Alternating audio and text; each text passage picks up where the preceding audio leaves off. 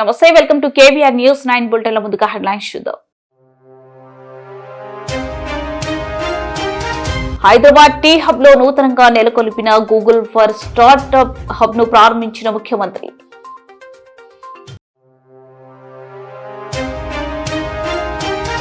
కోటి సంతకాల సేకరణ పత్రాలను జెండా ఊపి జిల్లా కార్యాలయం వద్దకి పంపిన జిల్లా అధ్యక్షులు చిర్ల జగ్గిరెడ్డి.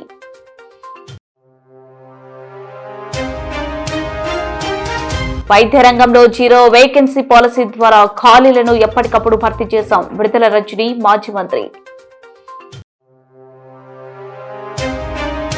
ఆనాడు ఆగస్టు 25 నాడు ఓయూకి వచ్చినప్పుడు రేవంత్ చెప్పిందేమిటి, ఈ రోజు ఓయూలో చేసిందేమిటి? బీఆర్ఎస్ నాయకులు Errolla Srinivas.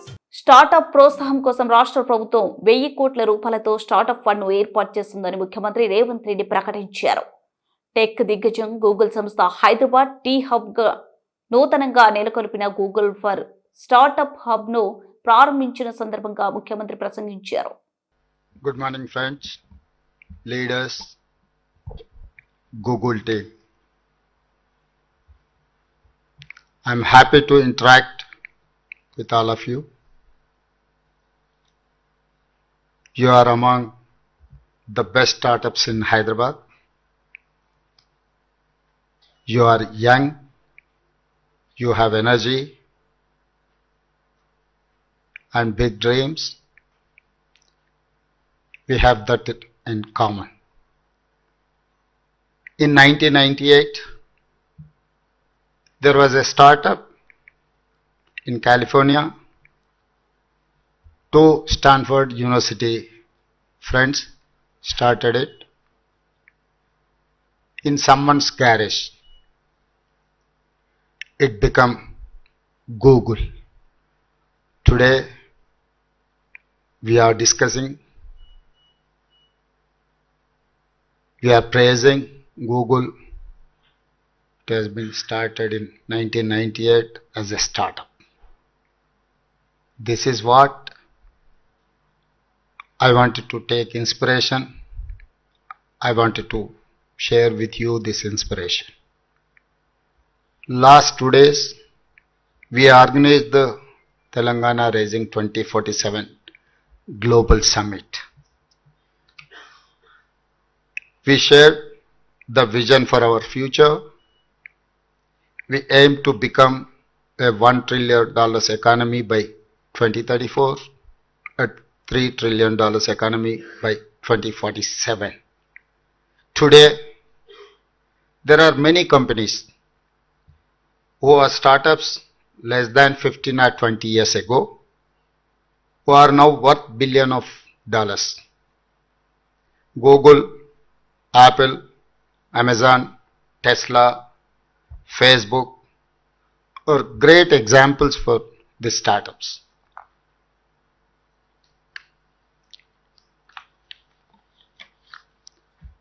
Last 25 years, many startups in Hyderabad became big companies in software services, pharma and life sciences. Someone asked me, what is Telangana Rising vision for startups? Startups are like football. I gave football example because I play the game. In football, you have to work hard, practice hard. It is teamwork. But finally, winning is most important. It is the same with startups.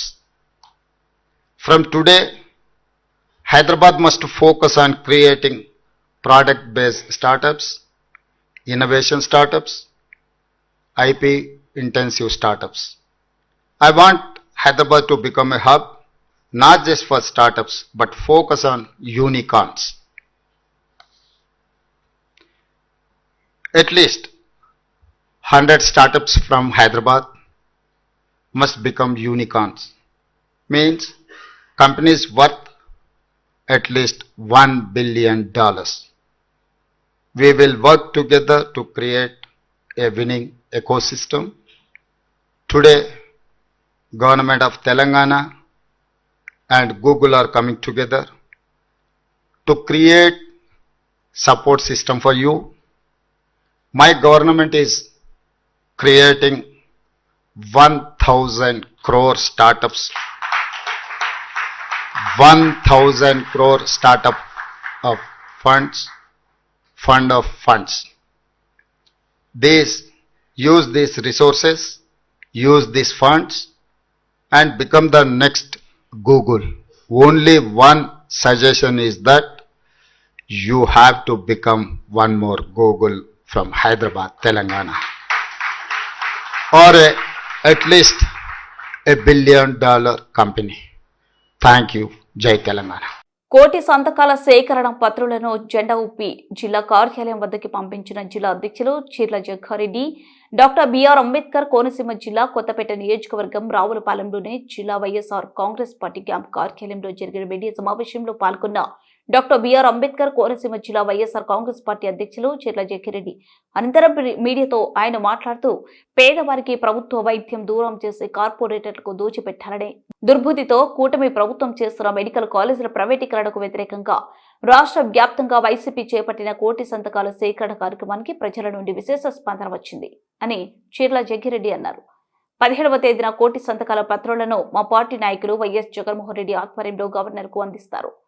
ప్రజాభిప్రాయానికి అనుగుణంగా medical కాలేజీల ప్రైవేటీకరణ ఆపాలని కోరడం జరుగుతుందని తెలిపారు. మెంబర్లుగా అదృష్టం కల్పిస్తే ఇవాళ మరి 18 మంది మెంబర్లు ఉండి కూడా అందులో బయట ఉన్న వాళ్ళకి మరి బండారు సత్యానందరావు గారు మరి అమ్మేసుకున్నారని చెప్పి సందర్భంగా మీకు మనవి చేస్తూ ఉన్నా. వాడపల్లి దేవస్థానం ట్రస్ట్ మెంబర్లు కూడా మరి ఇవాళ అమ్మేసే కార్యక్రమం జరుగుతుందని ఈ సందర్భంగా మీకు మనవి చేస్తూ ఉన్నా. అలాగే అందులో వేసినటువంటి వాళ్ళు మరి కొంతమంది ఏజెంట్ని ఎవరైతే ఇవాళ బండారు సత్యానందరావు గారి పేరు చెప్తే అవినీతి కేర్ ఆఫ్ అడ్రస్గా ఆయనకి బినామీదారుడిగా ఉండి ఎవరైతే మరి ఈ యొక్క మధ్యవర్తిగా ఈ యొక్క డబ్బులు ఇచ్చి పుచ్చుకోవడాల్లో మధ్యవర్తిగా వాడుతున్న వ్యక్తిని ఈరోజు అక్కడ దేవస్థానంలో కూడా కమిషన్ దాడిగా ఏర్పాటు చేశారా అని ఈ సందర్భంగా అడుగుతున్నా. ఇది నేనంటున్న మాట కాదు. ఒక్కసారి వారి కార్యకర్తలను అడిగితే, కూటమి కార్యకర్తలను అడిగితే వారే అందులో ఎవరు ఈ యొక్క బండారు సత్యానందరావు గారికి ఏజెంట్గా మరి ఉన్నారు, ఈరోజు వాడపల్లి దేవస్థానంలో అవకాశం ఇచ్చారో ఒక్కసారి వారు పునరాలోచించాలని చెప్పి ఈ సందర్భంగా మనవి చేస్తూ ఉన్నా. గతంలో కొత్తపేట నియోజకవర్గానికి ఏదైతే ఆ రోజు రెవెన్యూ డివిజన్ ఇబ్బంది అయితే ఒక అధికారి చేసిన తప్పడం వల్ల రెవెన్యూ డివిజన్ ఇబ్బంది అయితే అవసరమైతే నేను అక్కడ మరి మా తండ్రి గారి సమయం నుంచి కొత్తపేట నియోజకవర్గం మరి బాగోగులు చూడడానికి ఉన్నాం. అక్కడ తప్పు జరిగేటప్పుడు మేము పదవిలో ఉండడం కూడా కరెక్ట్ కాదు, అవసరమైతే రాజీనామా చేస్తాననే మాట చెప్పి నేను మరి ఏదైతే ఉన్న అధిష్టానం దృష్టిలో పెట్టగానే మళ్ళీ Kothapeta revenue division YSR Congress party సాధించిందని చెప్పి ఈ సందర్భంగా మీకు మనవి చేస్తూ ఉన్నాం. అలాగే డిఎస్పీ ఆఫీసు ఇట్లా మా టైంలో మేము అన్ని కార్యక్రమాల్లో చేస్తే ఈ రోజున పేర్లు పెట్టుకోవడానికి వీరు తయారైపోతూ ఉన్నారు. మేము అభివృద్ధి చేసినటువంటి రోడ్లు, మేము అభివృద్ధి చేసినటువంటి జంక్షన్లు అట్లాంటివన్నీ కూడా పేర్లు పెట్టుకోవడానికి మాత్రం ఎవరికో పుట్టిన పిల్లలకి మేము పేర్లు పెట్టుకోవడానికి మా నాయకుడు చంద్రబాబు నాయుడు గారి దగ్గర మొదలుపెట్టి మా వరకు సిగ్గు లేదనే విషయం చెప్పుకుంటూ ఇవాళ పేర్లు పెట్టడానికి మాత్రం ఈ కూటమి నాయకులు బయలుదేరుతున్నారని ఈ సందర్భంగా మీ అందరికీ మనవి చేస్తూ ఉన్నాను. మరి అలాగే ఏదైతే మరి వాస్తవంగా ఈ నియోజకవర్గంలో మరి ఉన్నటువంటి తెలుగుదేశం పార్టీ నాయకులు అలాగే పైన ఉన్నటువంటి చంద్రబాబు నాయుడు గారు మొన్న 40,000 స్కూళ్ళు జగన్మోహన్ రెడ్డి గారి టైంలో ఆ రోజున జగన్మోహన్ రెడ్డి గారు మరి ఏదైతే నాడు నేడు కార్యక్రమం ద్వారా రాష్ట్ర వ్యాప్తంగా 40,000 స్కూళ్ళని 40,000 పాఠశాలల్ని అభివృద్ధి చేసి వాటిలో మరి తల్లులకి మళ్ళీ అమ్మఒడి కార్యక్రమం ద్వారా తల్లులకి సాయం చేస్తూ అవన్నీ కూడా నిలబెట్టి ప్రతి స్కూల్లో కూడా మరి మంచి ఇన్ఫ్రాస్ట్రక్చర్ ఇస్తే మొన్న నారా చంద్రబాబు నాయుడు గారు అలాగే వారి యొక్క పుత్రరత్నం మరి లోకేష్ గారు వెళ్ళి జగన్మోహన్ రెడ్డి గారు ఇచ్చినటువంటి బెంచీల మీద కూర్చుని వారు ఇదంతా మేమే చేసామని చెప్పి సిగ్గు లేకుండా చెప్పుకుంటూ ఉన్నారు. మీకేమైనా నిబద్ధత ఉంటే జగన్మోహన్ రెడ్డి గారి యొక్క సంక్షేమ ఫలాల్ని కాపీ కొట్టిన మీరు రాష్ట్ర వ్యాప్తంగా ఇవాళ 83,000 లక్షల మంది తల్లులుంటే కేవలం 66 లక్షల మందికి మాత్రమే తల్లికి వందనం పేరెట్టి కొద్దిగా విధించి 1800 కోట్లు ఇవాళ తల్లులకు అందకుండా మీరు అన్యాయం చేసిన మాట వాస్తవం కాదా చంద్రబాబు నాయుడు గారు అని చెప్పి అడుగుతున్నాం. అలాగే మరి ఈ రోజున ఇండిగో సంక్షోభం ఏదైతే ఇవాళ అన్ని కూడా ప్రైవేట్ పరం చేస్తూ మరి ఎవరైతే ప్రతిదాన్ని కూడా అదానీల్ని ఇట్లాంటి వారిని పెంచడం కోసం ఈ రాష్ట్రంలో నారా చంద్రబాబు నాయుడు గారు ప్రతిదాన్ని కూడా ప్రైవేట్ పరం. ఆరోగ్యశ్రీ లిమిట్ ను 25 లక్షలకు పెంచాం. 104, 108 సేవలను మరింత పటిష్టం చేశాం. ఫ్యామిలీ డాక్టర్ కాన్సెప్ట్ తెచ్చి డాక్టర్ను ఇంటింటికి పంపాం. వైద్య రంగంలో 0 వేకెన్సీ పాలసీ ద్వారా ఖాళీలను ఎప్పటికప్పుడు భర్తీ చేశాం. నెట్వర్క్ హాస్పిటల్స్ పెంచి ప్రజలకు వైద్య సేవలు దగ్గర చేశాం. విలేజ్ క్లినిక్స్ మొదలు టీచింగ్ హాస్పిటల్స్ వరకు కనెక్టివిటీని ఏర్పాటు చేశాం. ప్రజారోగ్యం కోసం జగనన్న ప్రభుత్వంలో ఇంత చేస్తే కూటమి ప్రభుత్వంలో ఆరోగ్య శాఖ మంత్రి మాట్లాడుతూ ప్రజల ప్రభుత్వ ఆసుపత్రుల పట్ల విశ్వసనీయత లేదు అంటున్నారు. ఇది నేటి ప్రభుత్వ తీరు. విడుదల రజనిని మాజీ మంత్రి చిలకలూరిపేట వైఎస్ఆర్సీపీ ఇన్ఛార్జ్ కావాల్సినటువంటి అంబులెన్స్ ని ఇంకా అందుబాటులో ఉంచి అవన్నీ టైంకి వచ్చేలాగా పనిచేసేలా చేసి ఫ్యామిలీ డాక్టర్ అని చెప్పేసి గవర్నమెంట్ డాక్టర్ ని అవసరం ఉన్నటువంటి ఇంటికి పంపించి వైద్య సేవలు అందించారు. గవర్నమెంట్ మెడికల్ కాలేజ్ తీసుకురావాలని 17 గవర్నమెంట్ మెడికల్ కాలేజెస్ కి శ్రీకారం చుట్టారు. 0 వేకెన్సీ పాలసీ అని చెప్పేసి ఎప్పటికప్పుడు అనేక పద్ధతుల్లో డాక్టర్లు కావాల్సినటువంటి సిబ్బంది అందరినీ కూడా ఎప్పటికప్పుడు రిక్రూట్మెంట్స్ చేస్తూ వస్తున్నటువంటి రికరింగ్ అంటే కంటిన్యూస్ గా వస్తుంది. ఖాళీలు అవుతున్నాయి, మళ్ళీ వేకెన్సీస్ వస్తున్నాయి, మళ్ళీ వాటిని భర్తీ చేయడము, ఎక్కడికక్కడ ఇబ్బందులు లేకుండా చాలా పద్ధతిగా ఈ రిక్రూట్మెంట్స్ అన్ని కూడా ప్లాన్ చేసి చాలా సీరియస్ గా ఆఫీసర్లు దీని మీద పనిచేసేలాగా చర్యలు చేపట్టి దీన్ని మానిటర్ చేసుకుంటూ ముందుకు వెళ్ళాం. ఎక్కడికక్కడ ఆరోగ్యశ్రీని నెట్వర్క్ హాస్పిటల్స్ ని ఎంకరేజ్ చేసి వాటిని పెంచుతూ ఒక ఎకో ఫ్రెండ్లీ వాతావరణాన్ని వాళ్ళకి క్రియేట్ చేస్తూ వాళ్ళ ఇబ్బందులు ఎప్పటికప్పుడు ఏమైనా ఉన్నా కూడా సార్ట్ అవుట్ చేస్తూ ప్రజలకు ఎక్కడా కూడా వైద్య సేవల్లో అంతరాయం కలగకుండా రైట్ ఫ్రమ్ విలేజ్ క్లినిక్స్ దగ్గర నుంచి పిహెచ్సీలు కావచ్చు, సిహెచ్సీలు కావచ్చు, ఏరియా హాస్పిటల్స్ కావచ్చు, డిస్ట్రిక్ట్ హాస్పిటల్స్ కావచ్చు, ఈ టీచింగ్ హాస్పిటల్స్ వరకు కూడా ఆ కనెక్టివిటీని మెయింటైన్ చేసి ప్రజలకు ఏ ఇబ్బంది వస్తే ఏ హాస్పిటల్కి వెళ్ళొచ్చు, ఎక్కడికి వెళ్ళి చూపించుకోవాలి, ఇమీడియట్గా ఎక్కడికి వెళ్ళాలి, తనకు బాధ అనిపించినప్పుడు, ఒక ఆరోగ్య సమస్య అనిపించినప్పుడు ఎక్కడికి వెళ్ళాలనేటువంటి సమాచారాన్ని కూడా రాష్ట్ర ప్రజలకు ఆ అవగాహన కల్పిస్తూ చేసినటువంటి అనేక గొప్ప కార్యక్రమాలు ఉన్నాయి. అనేక రిఫార్మ్స్ తీసుకొచ్చారు. ఇవన్నీ కూడా ప్రజలకు మేలు చేయాలి, మంచి ఆరోగ్యం కల్పించాలి అని చెప్పి ప్రజల కోసం నిరంతరం పరితపించే అడుగులు ముందుకు వేశారు. ఇక మనం చూస్తా ఉన్నాము, నిన్న హెల్త్ మినిస్టర్ గారే మాట్లాడుతూ ఉన్నారు, ప్రభుత్వ ఆసుపత్రుల పట్ల ప్రజల విశ్వసనీయత కోల్పోతున్నారంటూ. ఏకంగా ఆయనే ప్రభుత్వంలో ఉండి, ఆయనే మినిస్టర్గా ఉండి వారే మాట్లాడుతున్నారు. అంటే దీన్ని బట్టి అర్థమవుతుంది కదా, మంత్రే మాట్లాడుతూ ఉన్నాడు, ప్రజలకి హోప్ పోతుందంట ప్రభుత్వం రంగంలో ఉన్నటువంటి ఈ హాస్పిటల్స్ మీద. ఖచ్చితంగా నిజమే చెప్పారు. అంటే ఎప్పుడు వాళ్ళకు తెలుసు, వాళ్ళ మనసులో ఉందే బయటికి చెప్పారు. ఎందుకంటే వచ్చిన దగ్గర నుంచి కూడా చూస్తున్నాం, హెల్త్ డిపార్ట్మెంట్ ఫుల్ గా ఫెయిలియర్ అని చెప్పి చెప్తున్నాం. ఎందుకు? ఈ మెడికల్ కాలేజ్ ని ప్రైవేటైజేషన్ చేస్తున్నారు, ఆరోగ్యశ్రీని ఎత్తేస్తున్నారు, ఉన్నటువంటి నెట్వర్క్ హాస్పిటల్స్ కి ఇవ్వాల్సినటువంటి సుమారు 3,600 కోట్ల బకాయిల్ని వాటి మీద కూడా ఏ స్పందన లేదు, వాటిని వదిలేశారు. ఈ ఉన్నటువంటి 108 అంబులెన్సెస్ కూడా టైంకి రావట్లేదు, ప్రజల ప్రాణాలు పోతా ఉన్నాయి, రిక్రూట్మెంట్స్ జరగట్లేదు. ఏ హాస్పిటల్కి వెళ్ళినా కూడా అక్కడ మందులు లేవు, దూది లేదు, సూది లేదన్నట్టుగా అక్కడ ఏమీ అరాకొర అన్నట్టుగా ఈరోజు వీళ్ళు వైద్య సేవలు అందిస్తా ఉన్నారు. కాబట్టి వాళ్ళకే కాన్ఫిడెన్స్ లేదు, ఎందుకంటే వాళ్ళు ఏం ఎఫర్ట్స్ కూడా పెట్టట్లేదు. వాళ్ళు ఎంతసేపు ఏంది ప్రైవేటైజేషన్ అని చెప్పి ప్రైవేట్ వాళ్ళ చేతిలో పెట్టాలి, వాళ్ళు ఎవరో చూసుకుంటారులే, మాది కాదు ఈ బాధ్యత అన్నట్టుంది.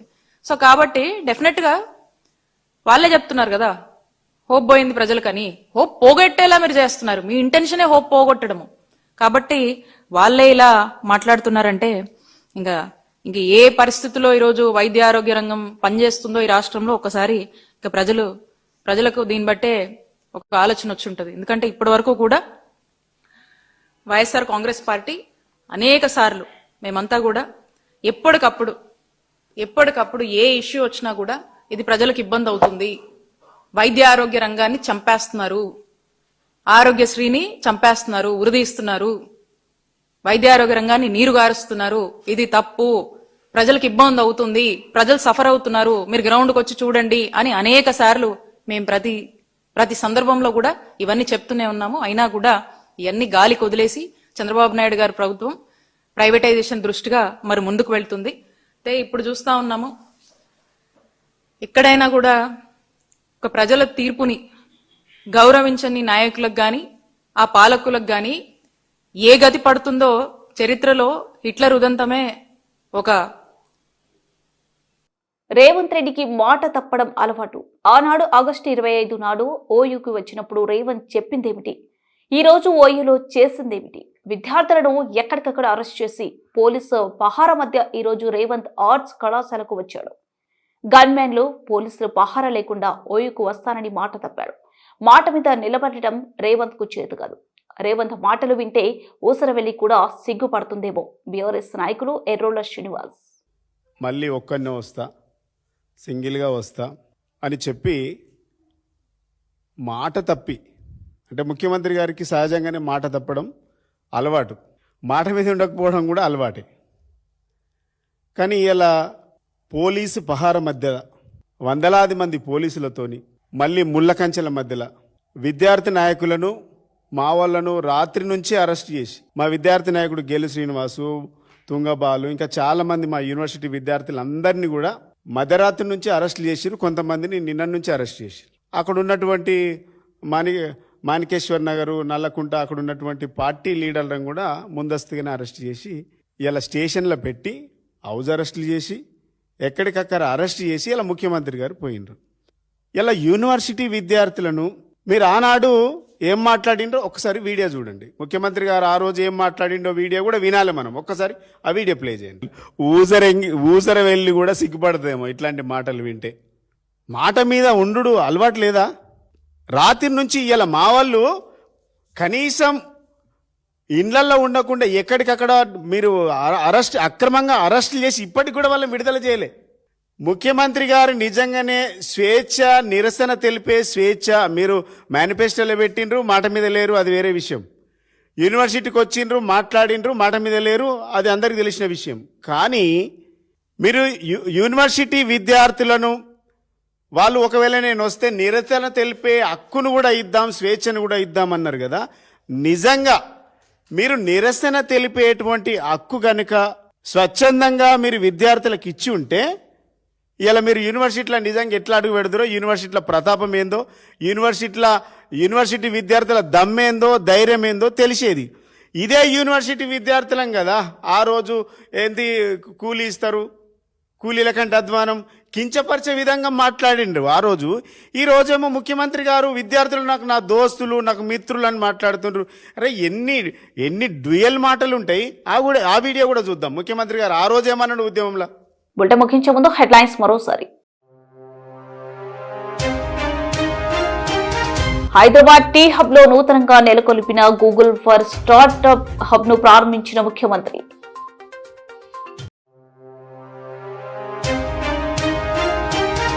కోటి సంతకాల సేకరణ పత్రాలను జెండా ఊపి జిల్లా కార్యాలయం వద్దకి పంపిన జిల్లా అధ్యక్షులు చిర్ల జగ్గిరెడ్డి.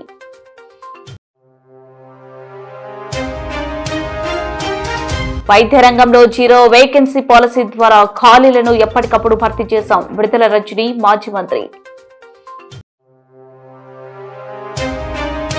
ఆనాడు ఆగస్టు 25 నాడు ఓయూకి వచ్చినప్పుడు రేవంత్ చెప్పిందేమిటి? ఈ రోజు ఓయూలో చేసిందేమిటి? బీఆర్ఎస్ నాయకులు ఎర్రోళ్ల శ్రీనివాస్.